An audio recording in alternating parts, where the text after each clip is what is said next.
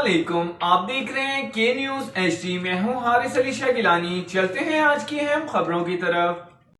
ساہیوال سے ہمارے نمائندے میاں علی رضا کی رپورٹ کے مطابق ڈپٹی کمشنر محمد خضر افضال چودھری کی زیر صدارت ضلع بھر میں جاری اینٹی ڈینگی سرگرمیوں کا جائزہ اجلاس منعقد ہوا۔ اجلاس میں سی ای او ہیلتھ ڈاکٹر مشتاق احمد سپرا سمیت تمام متعلقہ محکموں کے ضلعی افسران نے شرکت کی۔ ڈپٹی کمشنر محمد خضر افضال چودھری نے ہدایت کی کہ تمام افسران ڈیش بورڈ کی روزانہ چیک کریں اور موصول ہونے والی شکایت فوری حل کریں۔ انہوں نے ہدایت کی کہ تمام اسکولوں کالجز میں صفائی کروائی جائے اور ان کے سربراہ سے ذاتی طور پر صفائی کو یقینی بنائیں۔ انہوں نے کہا کہ اسی جگہ جہاں سے لاروا برآمد ہوں وہاں روزانہ کی بنیاد پر مچھر مار سپرے کی جائے تاکہ ان کی افزائش کو کنٹرول کیا جا سکے۔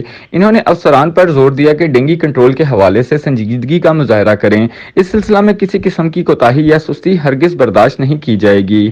انہوں نے مزید کہا کہ محکمہ صحت کی ٹیموں کو ہدایت کی کہ روزانہ کی بنیاد پر ضلع بھر میں موجود ٹائر شاپس کی چیکنگ لازمی کریں اور ڈینگی لاروا کی موجودگی کی صورت میں ٹائر فوری تلف کیے جائیں۔